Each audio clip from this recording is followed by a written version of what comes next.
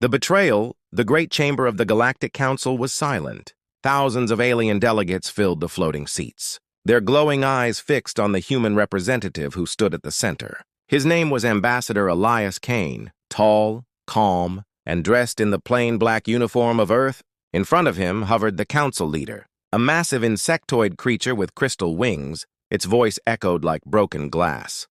"Humanity, your time with this council has ended." The words struck the chamber like thunder. Whispers spread quickly, alien tongues clicking, hissing, buzzing, each voice filled with disdain. Some laughed, some smirked. Others shook their heads as if this was only natural. To them, humans were too young, too wild, too reckless to sit among the ancient civilizations of the stars. Ambassador Kane did not flinch. He kept his eyes locked on the council leader. Behind him stood two guards from Earth, silent and stiff, hands resting on their weapons, though they knew they would never be allowed to use them here. Still, their presence was a sign. Humanity would not kneel easily.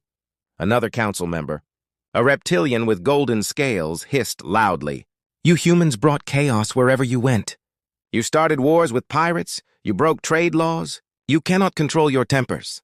A murmur of agreement rippled through the chamber. A soft, cruel laugh escaped from the avian delegate of the Zareth Empire, its sharp beak clicking as it mocked. "Perhaps humans should return to their dirt planet, where they belong." Ambassador Kane's jaw tightened, but he did not raise his voice. Instead, he spoke slowly, each word steady like iron. "We came to this council with hope. We came with trust. We believed in unity. But today, you show your true face." His words hung in the air. And for a moment, the chamber quieted, but then the insectoid leader flared its wings. "Enough, your seat is removed, your rights revoked. Your fleets are to be monitored. Your colonies left outside our protection. You are nothing now." A heavy silence followed. Every alien eye waited for the human to beg, to plead, to fall to his knees. But Kane did not. Instead, he stepped forward. Closer to the circle of light at the center, his voice was calm. But beneath the calm was something cold and sharp. "Remember this moment, all of you. Remember how you laughed when we were cast aside. Because one day humanity will return, and when we return, the stars themselves will bear witness." Gasps filled the chamber. Some delegates shifted uncomfortably. Others rolled their eyes. The reptilian delegate sneered. "Empty threats from a dying species." The avian chuckled. "They will collapse without us." And the insectoid leader raised one claw, declaring, "Remove them from this chamber. Let the galaxy forget them." The guards of the council stepped forward, towering alien soldiers with glowing armor. They motioned for Kane and his two human guards to leave. The humans did not resist. They turned together, walking through the grand doors of the chamber, their footsteps echoing in the silence as the doors sealed shut behind them. The council erupted into laughter and chatter. Some spoke of dividing human trade routes among themselves. Others whispered of seizing Earth's colonies once they grew weak. The chamber was filled with arrogance. No one believed humanity would survive without the council. But outside, in the shadowed hallway, Kane stopped. His guards looked at him, waiting. He placed a hand against the cold wall, the light from the chamber glowing faintly behind him. "They think this is our end," he said softly. "But this is only the beginning." The younger guard frowned, confusion in his eyes. "Sir, without the council, how will we trade? How will we survive?" Kane's gaze hardened. "We will endure, as we always have, and one day when we return, they will see what their betrayal has made of us, far above." Through the transparent ceiling of the council tower, the stars burned silently. To most, they were cold lights in the void, but to Kane, they were a promise. A reminder that humanity's destiny was not to kneel before alien empires, but to rise beyond them. And as their ship carried them back to Earth, the ambassador closed his eyes. He could still hear the cruel laughter of the council echoing in his ears. But beneath the laughter, he heard something else. The sound of engines, factories, and the heartbeat of billions waiting on Earth. Waiting for the day humanity would no longer ask for a seat at the table. Waiting for the day humanity would return with fleets the galaxy could not even imagine inside the chamber. The council dismissed the humans as a forgotten species. But in truth, they had just awakened something far more dangerous than they could ever understand. For betrayal is a seed, And when planted in the heart of humanity, it does not wither, it grows into steel, fire, and vengeance, and so the betrayal was complete. But the story of humanity was only just beginning. The exile years, the day humanity left the council chamber, the galaxy turned its back. Trade ships vanished from Terran routes. Alien merchants stopped docking at human colonies, and patrol fleets that once offered protection simply drifted away. Earth stood alone, surrounded by silence. At first, there was panic. Colonies near hostile borders sent desperate messages. Pirates are circling. Supplies are running out. We cannot hold much longer. Cities on Mars rationed food. Moons of Jupiter cut power at night to save fuel, and asteroid miners worked in near darkness. People whispered in fear, "Without the Council, we will starve. We will be crushed." But humanity had always known struggle. On Earth, storms, famine, and wars had tried to break them, yet they endured now. In the cold vastness of space, they would endure again. In the orbital factories above Earth, engineers worked without sleep. Ships that were once cargo haulers were stripped and reforged. Armored plates welded over thin hulls. Mining lasers refitted into crude weapons in the colonies. Children carried metal scraps to workshops where blacksmiths turned technicians hammered parts into place. It was not elegant, but it was survival on Titan. A mechanic named Silas built the first Iron Fang, a ship born from the bones of abandoned freighters. It was ugly, bulky, but when pirates attacked, the Iron Fang tore them apart with weapons they had never seen. The news spread across the colonies like fire. We can fight back. Soon, more ships followed. Each one a little better, a little stronger. Human engineers learned through pain and failure. Every wreck they dragged home became a lesson. Every scar taught them new tricks. Aliens watched from afar. Smugglers whispered in back alleys. The humans are building something. Traders who dared to deal with them told stories of dark shipyards hidden in asteroid belts. But the Council ignored it all, believing humans were only struggling to survive. They did not see what was truly happening. Because in exile, humanity was transforming. On the barren rock of Proxima Outpost, soldiers trained with brutal discipline. Their commanders drilled them day and night, not just to fight, but to think like hunters. Speed and cunning will win against numbers, they said. And so soldiers learned to use every scrap of terrain, every piece of debris to their advantage. In the silent void of the Kuiper Belt, secret yards grew, hidden in drifting ice fields. Workers labored in freezing darkness, building ships larger than anything humanity had ever dared before, from the hulls of broken stations. They forged battleships from stolen designs. They created weapons that pulsed with raw energy. Years passed, and exile became strength. Where other races grew soft with comfort, humans grew hard with struggle. Children who had once feared the dark now stared into the void without blinking. And across every colony, one story was told again and again. The story of the Council's betrayal. It was taught to children before bed, spoken in schools, whispered in the mines. Every human grew up with fire in their hearts. One day, we will return.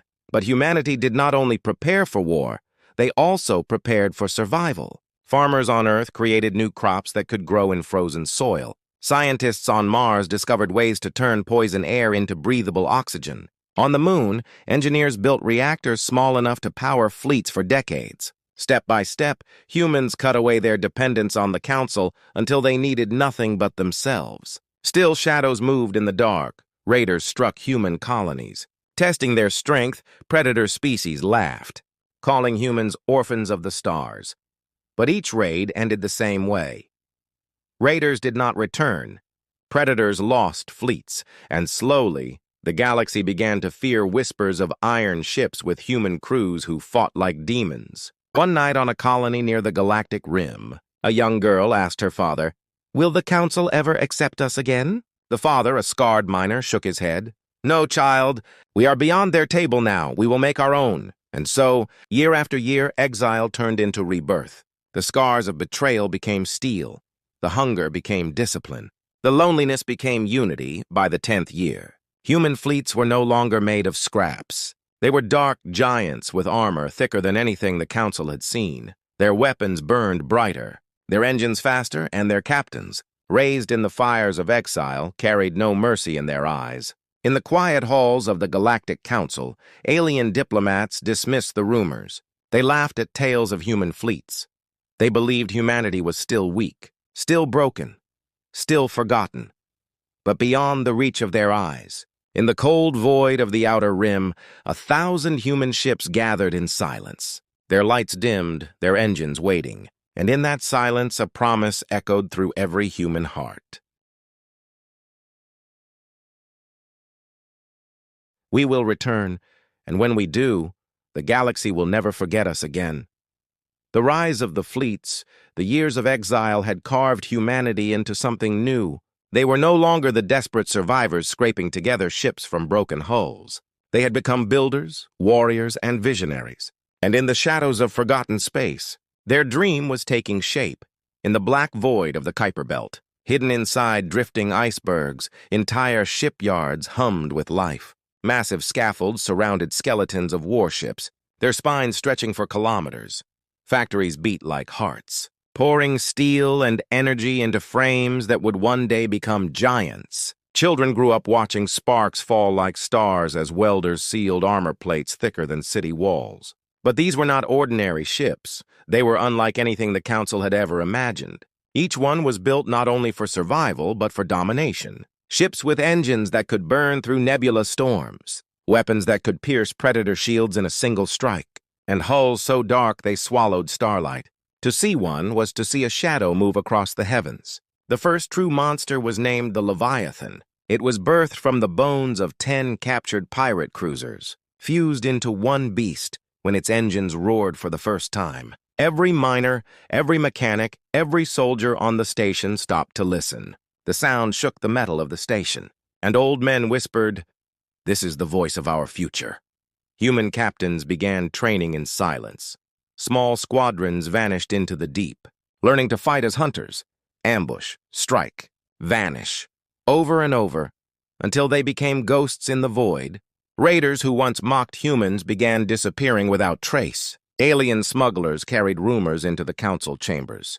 The humans, "They are building fleets." But the Council laughed, waving it away as wild tales in the secret academies of Earth. Cadets were taught not only how to pilot, but how to outthink. Their teachers drilled them with words that echoed in every corridor. We cannot outnumber them, but we can outsmart them. We cannot match their history, but we will outlive it. Every young pilot carried the memory of betrayal, and every young engineer worked as if the galaxy itself was against them. On the outer colonies, strange tests were held. Fleets of crewed ships faced simulations against impossible odds. 10 ships against 100, 1 against 20, and still the humans won. Not because they were stronger, but because they fought like no alien ever dared. Fast, reckless, creative, turning debris into weapons, turning failure into victory. Then came the day of the Phantom Trials. Dozens of human ships vanished from known space. Their signals cut, weeks later they returned, carrying trophies of destroyed predator fleets. Alien commanders had called it a routine patrol. Humans called it a message. We are ready. The Leviathan was not alone anymore. Behind it rose more titans, the Iron Dawn, the Black Star, the Hammer of Earth, and with them came entire swarms of smaller ships. Agile and sharp, a dark armada was forming. Silent, patient, and still the galaxy did not see. In a smoky hall on Mars, old veterans gathered with young captains. A projector lit up the wall, showing the formation of fleets. Lines of ships stretching across the stars, their engines glowing faint blue. The room fell silent as a general spoke. This is no longer exile. This is preparation when the time comes. We will not return as beggars, we will return as storm. Meanwhile, alien spies tried to sneak near Terran borders, but none returned. Wreckage floated in silent orbits, black scorch marks marking the fate of those who dared. To the rest of the galaxy, the humans had gone quiet. To humanity, the silence was the drumbeat of war in one hidden station near the rim. A young engineer named Lena stood before her creation. A warship bristling with weapons, engines glowing softly. She placed her hand on the cold metal and whispered, "You will protect us!" Behind her, hundreds of workers cheered as the ship powered up. For them, these ships were not just machines. They were family, born from blood, sweat, and pain. Every ship carried a piece of humanity's soul. And so, Fleet by fleet, ship by ship, humanity rose. Their shadows stretched across the void, their eyes fixed on the stars they had once been cast out from. They did not speak of revenge openly, but every captain, every soldier, every worker knew the truth. One day, these fleets would move, and when they did, the galaxy would tremble. Back in the council chamber, alien delegates scoffed at the rumors. The humans are nothing. Their time is gone. But far away, in the cold silence of space, engines hummed, weapons charged, and the greatest armada the galaxy had ever seen was almost ready. The rise of the fleets had begun, and the galaxy had no idea what was coming. The first strike for years, the fleets of humanity waited in silence.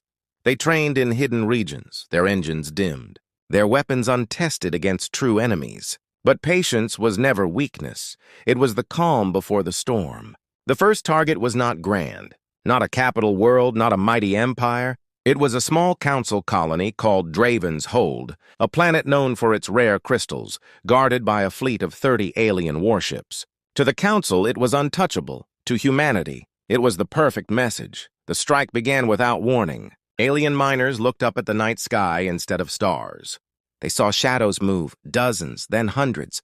The air itself seemed to hum with a strange, low thunder. And then the first human warship broke through the clouds. Black and massive, its hull glowing faint blue. Alarms screamed across the colony. The council fleet scrambled into formation.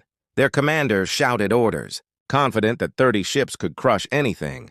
But what they saw next froze their blood from the void above. A formation of human battleships descended, not 30, not 50, but hundreds, each one darker, larger, and sharper than the last. Their engines lit the night like a storm, and in perfect silence, they spread across the sky.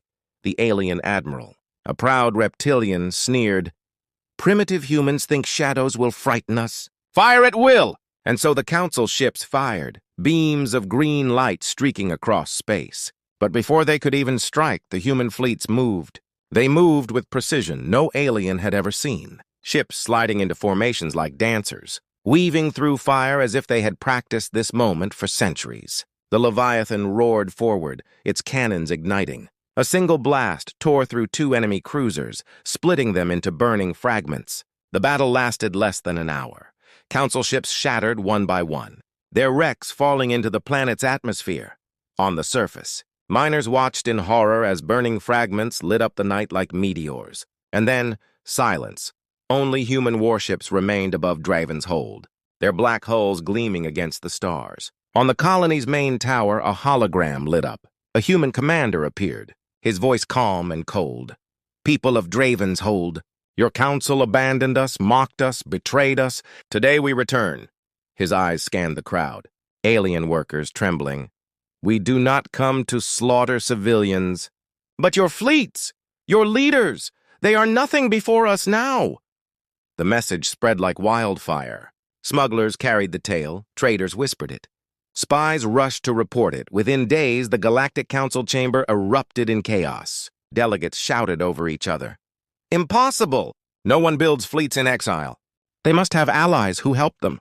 If this is true, humanity is a threat beyond measure."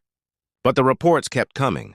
Wreckage of council fleets, survivors whispering about dark ships that moved like ghosts, colonies changing hands overnight without civilian casualties, and in every attack, a single message burned across the stars. "We remember your betrayal, and we have returned."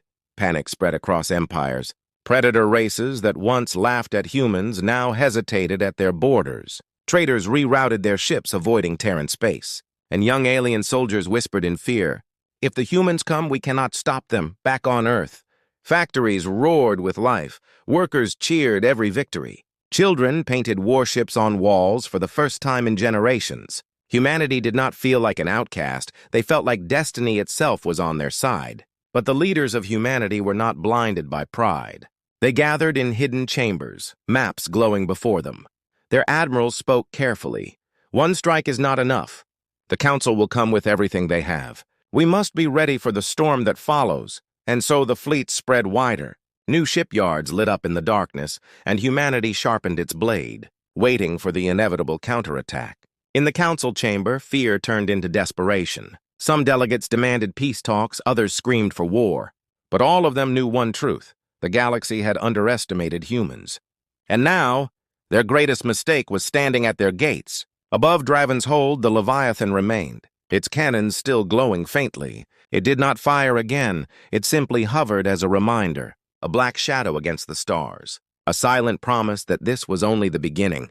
The first strike was complete, and the galaxy had just woken up to a nightmare it had created itself.